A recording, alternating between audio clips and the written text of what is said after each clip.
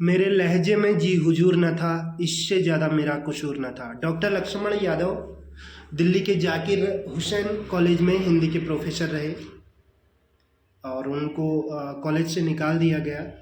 Professor Ritu जो कि दिल्ली के ही दौलत राम कॉलेज में प्रोफेसर रहीं, उनके साथ भेदभाव हुआ।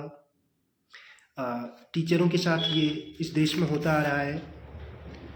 और छात्रों के साथ अगर छात्रों की बात करें तो रोहित वेमुला 2016 में जिन्होंने कॉलेज में ही फांसी लगा ली, उनके साथ जातिगत भेदभाव हुआ, काफ़ी प्रताड़ित उनको किया गया और उन्होंने अपने जन्म को ही एक बड़ी दुर्घटना बता दिया।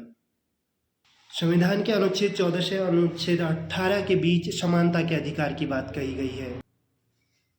आर्टिकल 15 ये कहता है कि देश के किसी भी राज्य में किसी भी व्यक्ति के साथ धर्म, जाति, वंश, लिंग, जन्म स्थान आदि के आधार पर भेदभाव न किया जाए।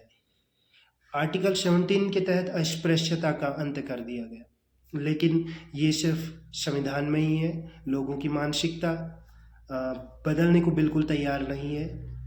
मैं 1978 की बात करूंगा। बाबू जगजीवन राम वाराणसी के एक मंदिर में मूर्ति अनावरण के लिए जाते हैं। मूर्ति अनावरण उन्होंने कर दिया, लेकिन उसके बाद वहाँ पे लोगों ने ये बोलना शुरू कर दिया कि मंदिर अपवित्र हो गया है, मूर्ति को छुआ इसलिए मूर्ति अपवित्र हो गई है। गोमूत्र से वहाँ पर मंदिर की धुलाई कर दी गई। राष्ट्रपति द्रौपदी मुर्मू जी, उनके साथ भी यही हुआ।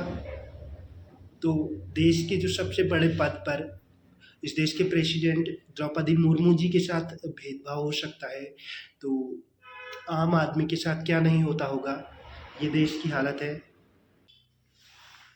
मुझसे कहा गया कि तुम दलित हो, तुम्हारा काम जूता साफ करना है, तुम जूते साफ करो। ये कहना है BHU में 2 हफ्ते से धरने पर बैठे शिवम सोनकर का।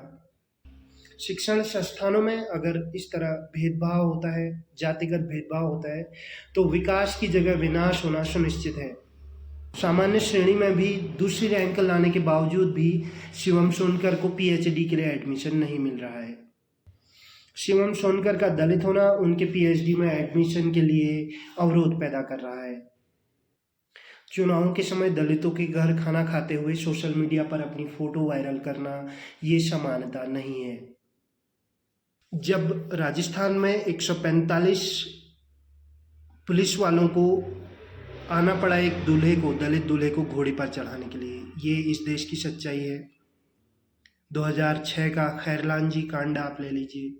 1803 में केरल में नांगेली के साथ जो हुआ वो आप ले लीजिए।